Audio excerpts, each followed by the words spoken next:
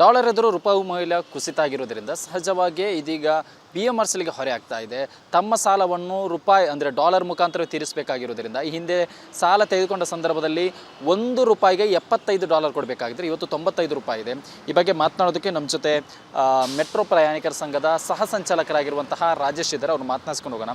Sir, ಈಗ ಒಂದು ಕಡೆ ರೂಪಾಯಿ ಮೌಲ್ಯ ಕುಸಿತ ಡಾಲರ್ ಎದುರು ಈ ಹಿಂದೆ $75 ಇತ್ತು, ಈಗ $95 ಆಗಿದೆ.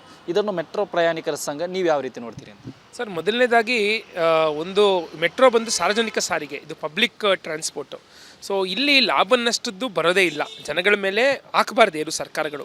ಸೊ ಇವಾಗ first of all sir, BMRCL ಮತ್ತು ಸರ್ಕಾರ ಲೋನ್ ಮೊರೆ ಹೋಗಿರೋದೇ ಅದು ಯಾಕೆ ಅನ್ನೋದು ಪ್ರಶ್ನೆ ಬರುತ್ತೆ. ಯಾಕಂದರೆ ಈಗ ಈ ಲೋನ್ ಮೊರೆ ಹೋದರೆ ಸರ್ ಅದು ಬಡ್ಡಿ ಅಂತೂ ಲೋನ್ ಮಾಡ್ಕೊಂಡಿರೋದು ಹೊಸದಾಗಿರುವಂತಹ ಮೆಟ್ರೋ ರೂಟ್ಗಳಿಗೆ, ಈ ಏರ್ಪೋರ್ಟ್ ರೂಟ್ ಕಲೆಕ್ಷನ್ ಆಗಿರ್ಬೋದು, ಈ ರೂಟ್ಗಳಿಗೋಸ್ಕರ ಮಾಡಿರೋದು.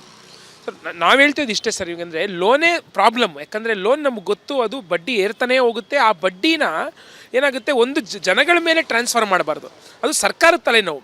ಫಸ್ಟ್ ಆಫ್ ಆಲ್ ಸರ್ಕಾರ ತೊಗೊಳ್ಳೇಬಾರ್ದಿದ್ದು, ತೊಗೊಂಬಿಟ್ಟಿದ್ರೆ ಇವಾಗ ಏನು ಮಾಡಬೇಕು? ನಾವೇ ಹೇಳೋದು, ಜನಗಳ ತಲೆ ಮೇಲೆ ಏನೂ ಹಾಕಬಾರ್ದು, ಇದು ನಿಮ್ಮ ತಲೆನೋವು. ನೀವು ಲೋನ್ ತೊಗೊಬೇಕಾದ್ರೆ ನಿಮ್ಗೆ ಗೊತ್ತಿರಲಿಲ್ವಾ ಇದಾಗುತ್ತೆ ಅಂದ್ಬಿಟ್ಟು?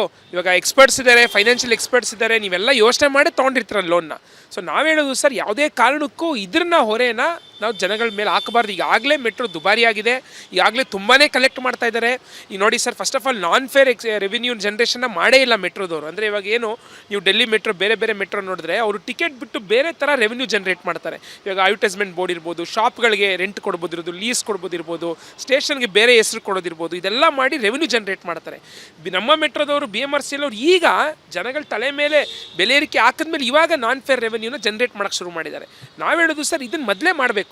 ಇದನ್ನು ಮಾಡಿ ಇದರಿಂದ ನೀವು ಬೇಕಾದ್ರೆ ಸಾಲ ತೀರಿಸ್ಕೊಳ್ಳಿ. ಆದರೆ ಜನಗಳ ತಲೆ ಮೇಲೆ ಯಾವುದೇ ಸಾಲನ ನೀವು ಹಾಕಬಾರ್ದು. ಯಾಕಂದರೆ ಈಗಾಗಲೇ ದುಬಾರಿ ಆಗಿದೆ. ಆಮೇಲೆ ಇತ್ತೀಚೆಗೆ IAC ಅವರು ಹೊಸ ಸ್ಟಡಿ ಮಾಡಿದ್ದಾರೆ ಎಲ್ಲೋ ಲೈನ್ ಬಗ್ಗೆ ಮಾತ್ರ. ಭಾಳ ಕ್ಲಿಯರಾಗಿ ಹೇಳ್ತಾ ಇದೆ ಯಾವ ರೀತಿ ಇದರಿಂದ ಮೆಂಟಲ್ ಹೆಲ್ತು ಮತ್ತು ಫಿಸಿಕಲ್ ಹೆಲ್ತ್ ಮೇಲೆ ಸಾಕಷ್ಟು ಒಳ್ಳೆಯ ಪರಿಣಾಮ ಬೀಳ್ತಾ ಇದೆ ಜನಗಳ ಮೇಲೆ ಅಂತ. ಒಂದು ಪೊಲ್ಯೂಷನ್ನಿಂದ ನಾವು ಎಸ್ಕೇಪ್ ಆಗ್ತಾ ಇದ್ದೀವಿ, ಇನ್ನೊಂದು ಅಟ್ಲೀಸ್ಟ್ 10 to 15 ಮಿನಿಟ್ಸ್ ವಾಕ್ ಮಾಡ್ತಾ ಇದ್ದೀವಿ ಅದರಿಂದ.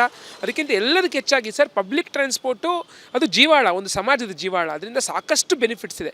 ಸೊ ನಾವು ಇವಾಗಲೂ ಹೇಳ್ತಿರೋದು ಸರ್, ಯಾವುದೇ ಕಾರಣಕ್ಕೂ ಇದೇ ನೆಪ ಕೊಟ್ಟೇನಾದರೂ ಸರ್ಕಾರ ಆಗಲಿ BMRCL ಆಗಲಿ ನಮ್ಗೆ ಸಾಲ ಇದೆ, ಈಗ ಹಿಂದೆನೂ ಅದನ್ನೇ ಹೇಳಿದ್ರು, ನಮ್ಗೆ ಸಾಲ ಇದೆ, ಬಡ್ಡಿ ಇದೆ ಅಂದ್ಬಿಟ್ಟು ಜನಗಳ ತಲೆ ಮೇಲೆ ಹಾಕಿದ್ರೆ ಇದನ್ನು ಹೋರಾಟದ ರೂಪಾಂತರ ನಾವು ಪ್ರಯಾಣಿಕರು ಉತ್ತರ ಕೊಡಬೇಕಾಗತ್ತೆ ಸರ್. ಇವಿಷ್ಟು ಮೆಟ್ರೋ ಪ್ರಯಾಣಿಕರ ಸಂಘದ ಸಹ ಸಂಚಾಲಕರಾಗಿರುವಂತಹ ರಾಜೇಶ್ ಅವರು ಮತ್ತು ಕ್ಯಾಮರಾ ಪರ್ಸನ್ ರಘು ಜೊತೆ ಸತ್ತಾರ್, ರಿಪಬ್ಲಿಕ್ ಕನ್ನಡ, ಬೆಂಗಳೂರು.